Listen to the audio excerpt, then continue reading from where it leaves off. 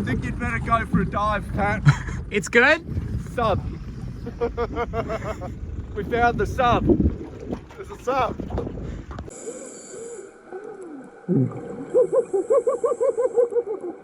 At the beginning of World War II's Pacific Theatre, things were not going well for the Allies. In December 1941, Japanese forces bombed Pearl Harbor, the American base. In quick succession, they bombed Malaya, Singapore, the Philippines, and the Dutch East Indies. Within months, most of the Allied bases in Southeast Asia, the Dutch, the Americans, the British, were all lost.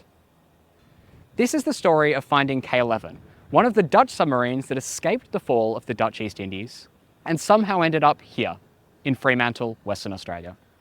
So Fremantle was the second largest Allied submarine base in this theatre of the war. So Pearl Harbor was the largest, Fremantle was second largest, and actually hit above its weight in terms of tonnage sunk by submarines operating out of Fremantle. So World War II, 7th of December, when the Japanese attacked Pearl Harbor, through till March, the Japanese Empire had actually decimated all of the Allies in Southeast Asia. The Nazis had invaded and occupied the Netherlands in 1940, and then the Japanese had invaded and occupied the Dutch East Indies in 1941 and early 1942. So the Dutch really were stuck. They moved a lot of their submarines to India and Pakistan, and also here to Fremantle and some to the east coast of Australia. So the Allies, the Americans, the British, the Australians and the Dutch were all operating as a coordinated group. The Australians didn't actually have any submarines in World War II, but in fact they ended up operating one of the Dutch K-class submarines, which is K11, and Australia got K9, which is wrecked on a beach on the east coast of Australia. The K11 was built in 1925, and when it went in 1926 to the East Indies, it had a scientist on board, Verenigd Meinings, and he did research on gravity. So the submarine, although for the Navy, was also used for scientific researches. K stands for colony. There were two groups of submarines in the Netherlands. We had the O, onderzeeboot, which means submarine. They were active in the North Sea around the European part of the Netherlands. And you had the K of colony, and those were active in the Dutch East Indies. So the K11 was designed for the Dutch East Indies, and it was about 66 meters long. It was considerably bigger than its predecessor, but still it could be sailed with only 31 crew members. When it was active in the Dutch East Indies and the war broke out, it was put under the British East Fleet in Singapore. When Singapore fell in 1942, it was brought under Dutch command again in Java, but when the Japanese came in Java, it escaped, and it escaped to Sri Lanka, and where it was put under the British East Fleet again. So it was active. It didn't see any real battle activities. It did its rounds in the Indian Ocean, but later on it was used as a practice ship in India and from Karachi and so India, Pakistan area.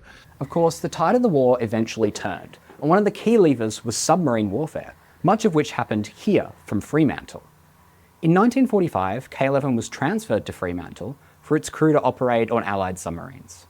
K11 actually went to India, Bombay, and it spent most of the war there operating in the Indian Ocean.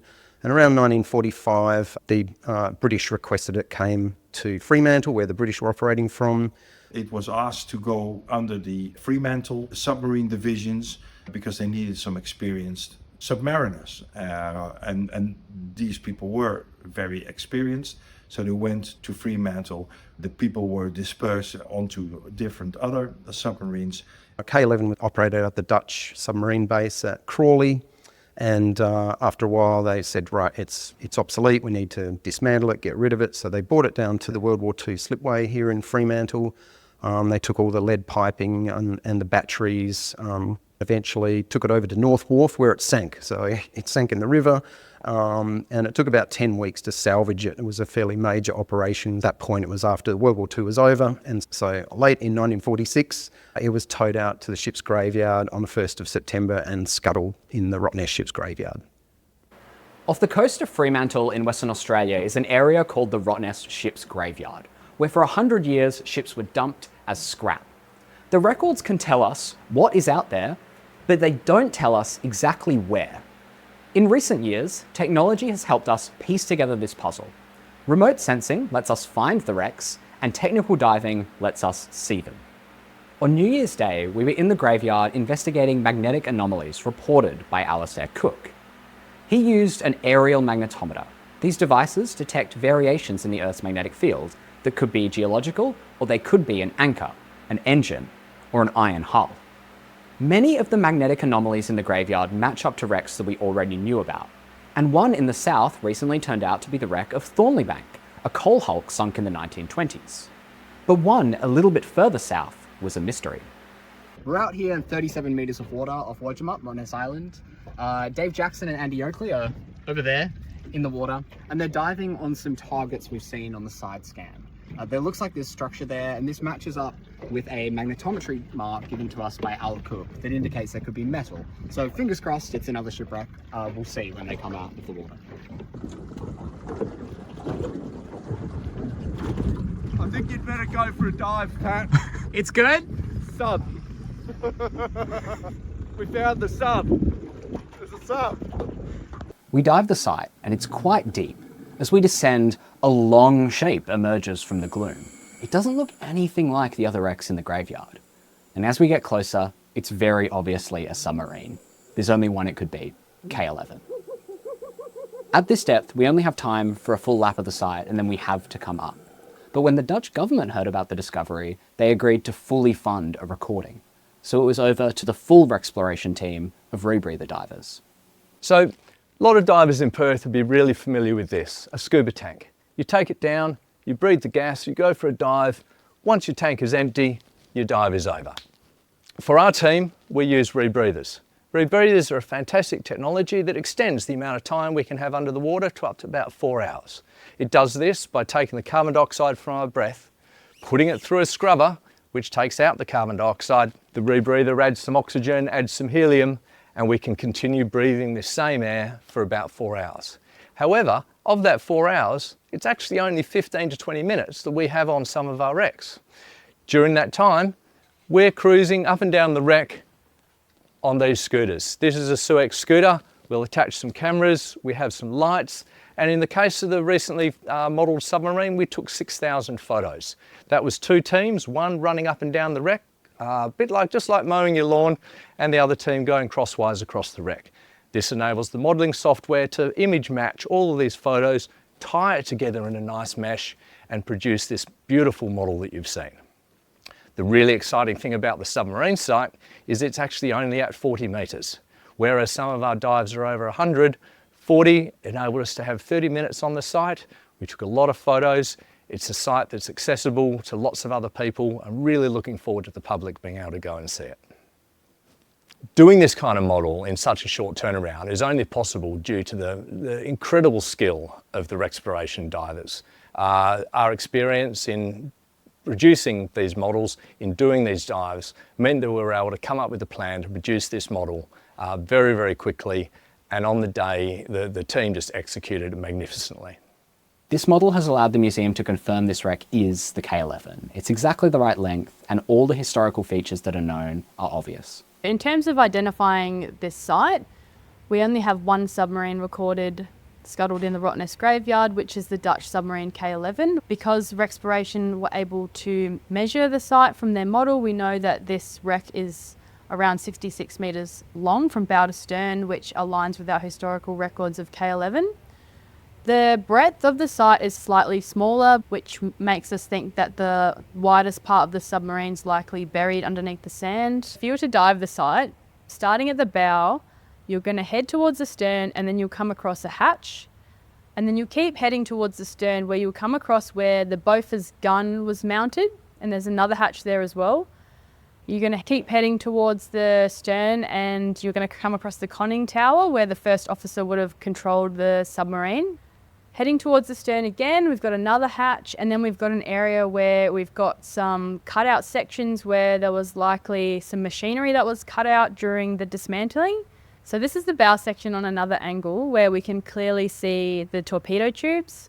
We can see an anchor guard where there was likely some anchoring equipment, and then we've got Samson posts as well. With its identity confirmed, K11 is a fantastic reminder of Allied cooperation during World War II between the Australians and the Dutch. But the Australian connection isn't only limited to its final resting place. During one of its wartime patrols, K11 rescued the only survivors from an Australian minesweeper, bringing back with it a tale of extraordinary bravery. So a really significant connection that K11 has with Australia and with the Royal Australian Navy is that on the 4th of March 1942 we had a ship called HMAS Yarra, a minesweeper sloop that was escorting a small convoy, another 3 ships, basically fleeing the Japanese from Java and coming here to Fremantle. They were about 500 kilometres south of Java when a really powerful Japanese force of 3 cruisers and 2 destroyers approached them. Lieutenant Commander Rankin, the captain of HMAS Yarra, did one of the bravest acts of the war. He actually laid a smoke screen down and told the other ships to try and scatter and get away. And he approached the Japanese fleet head-on, firing. The Japanese completely outpowered the ship. They were able to sink HMAS Yarra. So out of 151 crew on the HMAS Yarra, there were only 34 survivors. And they were floating around in life rafts for about 5 days until they were rescued by the K11. And at that time, they were on these life rafts. They only had a cup of water and 2 biscuits each in that whole time in the equatorial heat of the Indian Ocean. But K11 was able to pick up those survivors, and by that time of those 34 survivors, there were only 13 left from HMAS Yarra and 1 other person in the lifeboat from another ship they'd rescued a crewman from. And there's a connection too because Captain Rankin of HMAS Yarra, in recognition of his bravery, the Royal Australian Navy named one of the Collins-class submarines HMAS Rankin after him. The site is now open for recreational divers. No one died in the sinking, and it's not a war grave, but it's still an important site that is protected under the Underwater Cultural Heritage Act. To hear about diving the site responsibly and safely, we're hearing from David Jackson at Diving WA Shipwrecks. About 13 nautical miles west of the mainland. It's out past Garden Island and south of Rottnest, so there is no real shelter out of the site. It's diving 38 metres, so you really want a calm day. It's right on the limit of recreational diving and the start of technical diving realm. So if any decompression diving, you need to make sure if you have any decompression obligation that you're sure that things aren't going to change topside. And of course you want to have the boat attended. I suppose some of the points of interest was at the bow. You can see on the starboard side the wreck is sort of a little bit listing to port.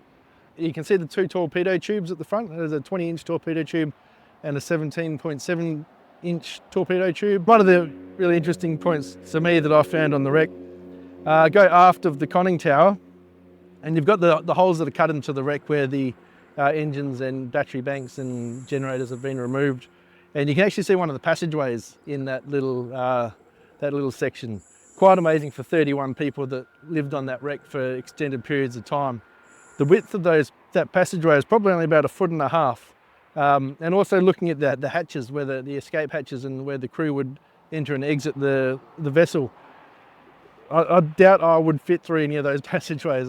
Quite amazing, I think. They're probably about 1.5 feet across to 2 feet. Yeah, quite amazing to see the living conditions and to think that the submarine was laid down in 1922, still operational in the Second World War. We're looking at a shipwreck or a submarine wreck that was over a century old and operational for 5 decades. Just like any of the shipwrecks in Western Australia, over 75 years old, they're protected by legislation. They are a look but do not touch. One of the considerations for visiting the site would be anchoring and not hanging your anchor up on the wreck itself. So best way in diving any shipwreck in general is to drop a shot line, use that to mark the site, move the boat away, anchor the vessel where it's surrounded by sand all the way around, so it's excellent holding ground for anchoring your vessel. Even if the shot line's sitting on the wreck, as you get to the bottom, just move the shot line off. It's going to do a lot less damage. We do see a lot of shipwrecks off Perth that have had generations of disturbance, and although they are interesting, removing anything from a shipwreck really just devalues the site. Keeping shipwrecks in their pristine state is what's so valuable for the diving community and making these dive sites attractive for generations to come. There are many more wrecks to be found in the Rottnest ship's graveyard, but K11 is always going to be one of the most significant. We hope that when people dive the site, they're reminded of the complexity of World War II in the Pacific, and of the long shared history between Australia and the Netherlands. There's more information on the WA Museum website, and please come and visit here, HMAS Ovens, a spectacular Cold War submarine right here in Fremantle.